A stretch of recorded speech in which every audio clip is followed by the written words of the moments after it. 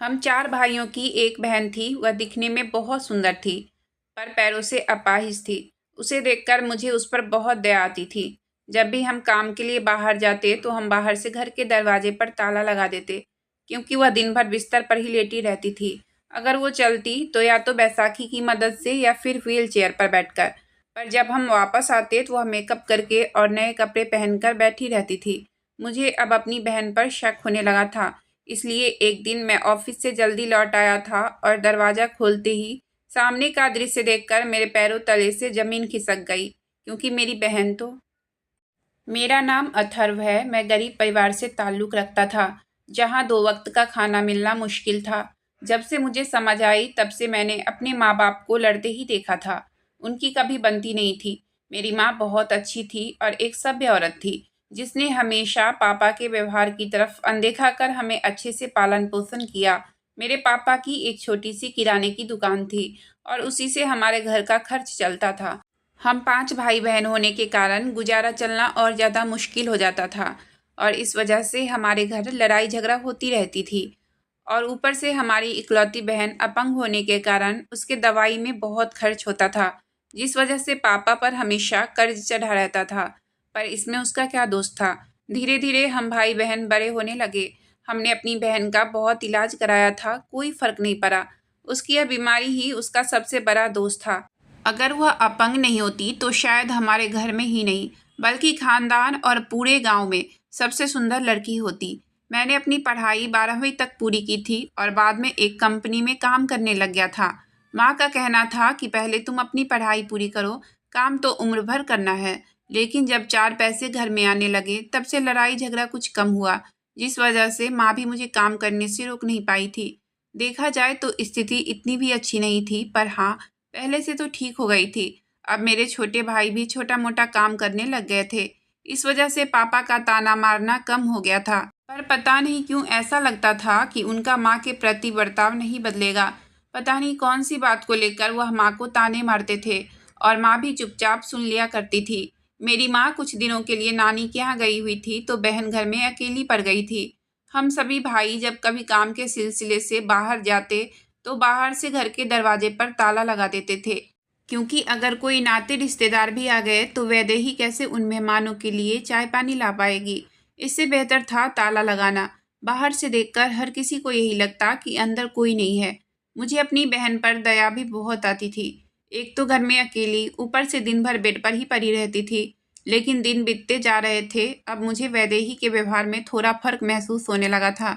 मुझे ऐसा लगता था कि जैसे उसने चेहरे पर थोड़ा सा मेकअप किया हो। शुरुआत में तो मैंने ज़्यादा ध्यान नहीं दिया था, लेकिन अब यह चीज़ बार-बार होने लगी थी। हम जब कभी ऑफिस से घर लौटते तो वह नए कपड़े पहने तैयार होकर बैठी हुई मिलती और मुझे अब यह खटकने लगा था। पता नहीं आजकल वह ऐसा क्यों कर रही थी।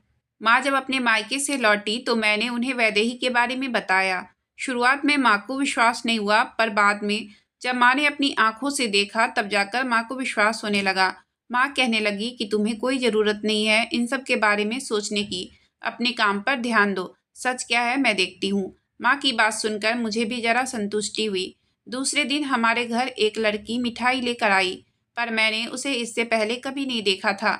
माँ को भी थोड़ी हैरानी हुई। वह लड़की कहने लगी कि कुछ दिन पहले ही वह हमारे पड़ोस में रहने आई है। वह लड़की माँ से बहुत अच्छे से बात किए जा रही थी।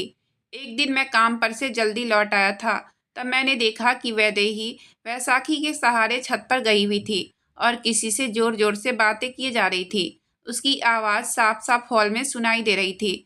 मैं धीरे से दबे पाँव से ऊपर गया और छत के दरवाजे के पीछे छुपकर देखा, तो यह तो वही लड़की थी जो मिठाई लेकर हमारे घर आई थी। उसने वैदेही को इशारा किया और वैदेही बैसाखी की मदद से छत की दीवार तक गई और वह लड़की भी अपनी छत की दीवार से कूदकर वैदेही के पास आई थी। फिर दोनों कुछ तो फुसफुसा रही थी। शायद उन्हें मेरे होने का शक हो गया था और फिर वह लड़की वहां से चली गई। मुझे अब खुद पर ही शर्म आ रही थी कि मैंने अपनी बहन पर शक किया, पर मैं हैरान तब हुआ जब दूसरे दिन वह लड़की अपने माँ बाप के साथ अपने भाई के लिए वैदेही का हाथ मांगने आई। माँ को भी कुछ समझ नहीं आया, इसलिए वह भी कुछ बोल नहीं पाई। हम सभी बहुत ही आश्चर्यचकित थे। फिर हमने उन्हें हॉल में बैठने के लिए कहा। बात करते हुए पता चला कि उनका बेटा डॉक्टर है और उसके लिए वह वैदेही का हाथ मांग रहे हैं। जब फोटो देखा तो धक्का सा लगा, क्योंकि वह लड़का बहुत ही सुंदर व्यक्तित्व का लग रहा था। ढूंढ कर भी हम उसमें कमी नहीं ढूंढ पा रहे थे। ऐसा नहीं था कि वैदेही सुंदर नहीं थी, वह बहुत सुंदर थी, बस एक ही कमी थी कि वह अपाहिज थी। इसलिए हमने एक रिवाज के तौर पर उसे आगे बिठाया ताकि वह फिर से सोच सके। लेकिन उन्होंने तो हंसते हंसते इस रिश्ते के लिए हाँ कर दी। लड़के के पापा बोले कि आपकी बहन ठीक हो सकती है, बस आप इसका किसी अच्छे डॉक्टर से इलाज करवाएं। उनकी बात सुनकर मेरे मन में भी एक उम्मीद जगी और मैंने मन ही मन सोचा कि मैं वैदेही को किसी अच्छे डॉक्टर से दिखाऊंगा। 2-3 दिन बाद मैं वैदेही को शहर के अच्छे से हॉस्पिटल में ले गया। वहाँ उसका चेकअप किया गया तो डॉक्टर ने कहा कि इसके इलाज के लिए हर महीने कम से कम 50,000 रुपये लग जाएंगे। मैं निराश होकर घर लौट आया और जब घर पहुंचा तो मानो कोई बड़ा संकट सा आ गया हो। माँ की आंखों में आंसू थे और जब वजह पूछा तो बताने लगी कि जो लोग कल वैदेही को देखने आए थे उन्होंने आज फ़ोन करके इस रिश्ते के लिए मना कर दिया है। यह सुनते ही मुझे धक्का सा लगा, पर सबसे ज़्यादा बुरी हालत वैदेही की थी। शायद उसने अपनी शादी को लेकर कुछ सपने सजाए होंगे जो आज एक पल में ही बिखर गए थे। उसे देख मैंने अपना दुख छुपाते हुए पहले उसे संभाला। माँ कहने लगी कि चाहे कैसे भी हो, पर मैं अपनी बेटी का इलाज करवाऊंगी और उसकी शादी धूमधाम से कराऊंगी। मैं माँ की तरफ देखने लग गया, क्योंकि हमारी स्थिति इतनी भी अच्छी नहीं थी कि हम हर महीने 50,000 रुपये खर्च कर सके। तब माँ कहने लगी कि तुम्हें चिंता करने की कोई ज़रूरत नहीं है। मैं एक आदमी को जानती हूँ जो एक डॉक्टर है। उसने कई ऐसे लोगों का अपने शिविर में इलाज किया है। दूसरे दिन माँ वैदेही को उस डॉक्टर के पास लेकर गई। जब वह लौटी तो उनके चेहरे पर खुशी भी थी और दुख भी था। कहने लगी कि डॉक्टर ने कहा है कि आपने बहुत देर कर दी अपनी बेटी के इलाज के लिए। अगर ठीक हो गई तो ठीक, वरना शायद यह कभी ठीक हो पाएगी। यह सुन मुझे भी बहुत बुरा लगा था। उन्होंने मेरी माँ को एक तरीका बताया था जिससे वैदेही के पैरों में जान आ सकती है और वह इलाज 6 महीने तक करना होगा, और अगर यह करते समय वैदेही के पैरों में सूजन आ गई तो इसका मतलब वह पैर कभी ठीक नहीं होगा। माँ अब हर रोज उसके पैरों की तेल से मालिश करती और फिर पैरों को मलमल के कपड़े से लपेट देती थी। दिन में थोड़ी ही देर पैर को खुला छोड़ती थी। माँ अपनी पूरी जान लगाती रही वैदेही को ठीक करने में। पापा आते जाते बार बार कहते रहते कि यह सब करना बेकार है। पहले भी हम इसके ऊपर काफ़ी सारे पैसे बर्बाद कर चुके हैं और आज भी इस अपाहिज लड़की के लिए पैसे बर्बाद कर रहे हैं। कभी कभी मुझे पापा पर बहुत गुस्सा आता था। आखिर उन्हें अपनी बेटी की चिंता क्यों नहीं थी। एक दिन जब मैं काम से लौटा तो माँ वैदेही के कमरे में थी और यह सुनाई दिया कि वैदेही माँ से कह रही थी कि मुझे छत पर जाना है। तब माँ उससे कहने लगी कि तुम खुली हवा में नहीं जा सकती। तो वह यह सुनकर रोने लगी और माँ से बोली कि मैं जानती हूँ कि आप लोग नहीं चाहते कि मैं ठीक हो जाऊँ।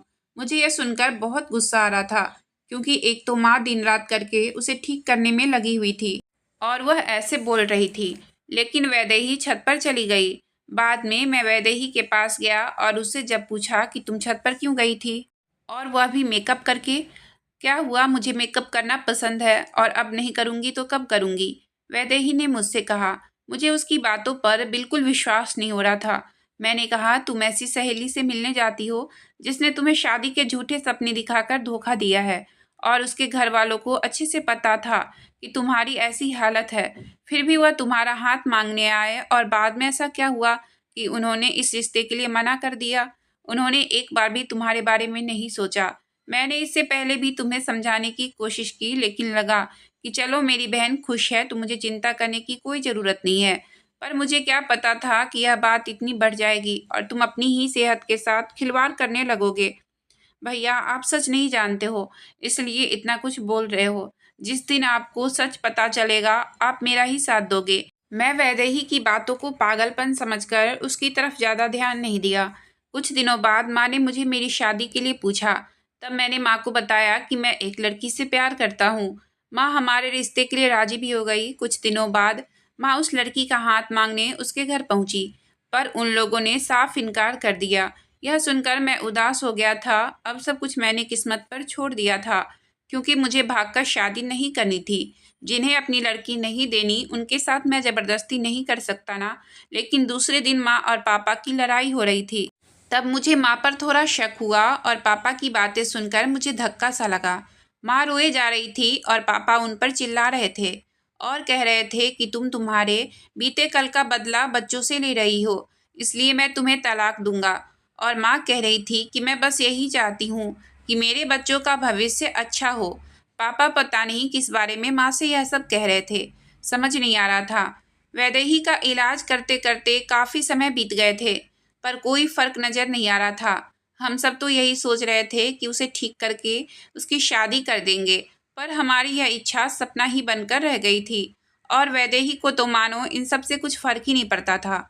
शायद उसने अपने सपनों के साथ जीना सीख लिया था। वह हल्का सा मेकअप करके छत पर हर रोज चली जाती थी। एक दिन मुझे आरोही मिली जिससे मैं प्यार करता था। उसे देख मुझे वह दिन याद आया जब माँ ने बताया था कि उसके घर वालों ने ना कर दी है। माँ बता रही थी कि वह कह रहे थे कि आपका लड़का अच्छी जॉब भी नहीं करता है और ना ही ज़्यादा पढ़ा लिखा है। आप सभी एक साथ रहते हो और आपकी बेटी की भी शादी नहीं हुई है। हमारी लड़की तो आपके यहाँ काम करके ही मर जाएगी। पर मुझे अगले ही पल अपने ऊपर ही गुस्सा आ रहा था कि मैं माँ पर कैसे शक कर सकता हूँ। कुछ दिनों बाद मुझे वह डॉक्टर लड़का मिला जिसने वैदेही के रिश्ते के लिए बाद में मना कर दिया था। मुझसे रहा नहीं गया और मैंने उसकी गिरेबान पकड़ ली। उसने गुस्से से मेरा हाथ झटक दिया और वह कहने लगा कि मुझे कुछ कहने से पहले सच क्या है यह अपनी माँ से पूछो। तुम्हें पता है क्या, तुम्हारी बहन ठीक हो सकती है, पर तुम्हारी माँ ही नहीं चाहती है कि वह ठीक हो। मुझे उसकी बातें सुनकर बहुत गुस्सा आ रहा था। वह कैसे मेरी माँ पर ऐसा इल्ज़ाम लगा सकता है। देखो, मैं एक डॉक्टर हूँ, मुझे झूठ बोलने की ज़रूरत नहीं है, पर सच क्या है यह तुम्हारी माँ ही बता सकती है। वह अपनी बेटी के साथ ऐसा क्यों कर रही है। घर पहुंचा तो माँ वैदेही पर चिल्ला रही थी और मुझे देखकर कहने लगी कि अब तुम ही इसे समझाओ, इसके ऊपर तो उस लड़के के प्यार का भूत सवार है। तब मैंने माँ से कहा कि माँ, आप ऐसा क्यों कर रही हो, मुझे सब कुछ पता चल गया है, पर मुझे अब आपके मुंह से सुनना है। माँ मुझे देखते ही रह गई और यह सुनते ही पापा भी कमरे में आ गए। माँ रोने लगी और बोली कि शादी से पहले मैं अपने पूरे खानदान में सबसे सुंदर लड़की मैं ही थी। मैं एक लड़के से प्यार करती थी और उसने मुझसे वादा भी किया था कि वह मुझसे शादी भी करेगा, पर हमारी शादी से पहले ही उसने किसी अमीर लड़की से शादी कर ली। तब मुझे समझ आया कि इस दुनिया में प्यार नाम की कोई चीज़ नहीं होती है। हमारी शादी के बाद मैं वह सब कुछ भूलकर अपनी ज़िंदगी में आगे बढ़ रही थी, पर तुम्हारे पापा बार बार मुझे मेरे बीते कल को लेकर ताना मारते हैं। इसलिए जब मुझे तुम्हारे और आरोही के प्यार के बारे में पता चला तो मैं पहले तो बहुत खुश हुई, पर बाद में यही लगा कि मेरे जैसा धोखा तुम दोनों को ना मिले और मेरे जैसे ताने तुम्हें सुनने को नहीं मिले, इसलिए मैंने ही जाकर दोनों जगह ना कह दी। वैदेही के पैरों में मालिश करके मलमल के कपड़े से लपेट देती थी, तब भी उसे कोई फर्क नहीं पड़ा। मैंने सोचा कि जब कोई फर्क नहीं पड़ रहा तो शायद वह लड़का वैदेही को छोड़ देगा, पर वह लड़का एक डॉक्टर निकला और उसने उसे बताया कि वह ठीक हो सकती है। इतना कहकर माँ रोने लग गई। तब मैंने पापा से कहा कि माँ ने अपनी सारी जिंदगी हम सभी को बड़ा करने और एक अच्छा इंसान बनाने में लगा दी, और आप इन्हें इतनी छोटी सी बात के लिए ताने मारते हैं। प्यार करना अगर गुनाह है तो यह गुनाह आपके बच्चे ने भी तो किया है, और अगर आप अपने बच्चों से प्यार करते हो तो आज के बाद आप माँ को बीती बातों को लेकर कभी ताने नहीं मारोगे। और माँ, आपको प्यार में धोखा मिला तो इसका यह मतलब नहीं कि सभी को प्यार में धोखा ही मिलता है। सारे इंसान एक जैसे नहीं होते हैं। माँ अपने किए पर शर्मिंदा थी, पर कहीं न कहीं उनके मन में अपने बच्चों के लिए प्यार के साथ-साथ उनके भविष्य की चिंता थी, इसलिए उन्होंने यह सब कुछ किया। कुछ दिनों बाद माँ और पापा उस डॉक्टर लड़के से वैदेही की शादी को लेकर बात करने उसके घर गए और वह लोग इस शादी के लिए राजी हो गए। अब वैदेही का इलाज शुरू हो गया था और वह चलने लग गई थी। मैं जिस लड़की से शादी करना चाहता था उसकी कहीं और शादी हो गई थी, लेकिन मुझे इस बात की संतुष्टि थी कि मेरी बहन की ज़िंदगी पहले से बेहतर हो गई थी और अब घर में शांति का माहौल था। अगर आपको कहानी अच्छी लगी हो तो प्लीज़ वीडियो को लाइक और चैनल को सब्सक्राइब करें। आपका बहुत बहुत धन्यवाद।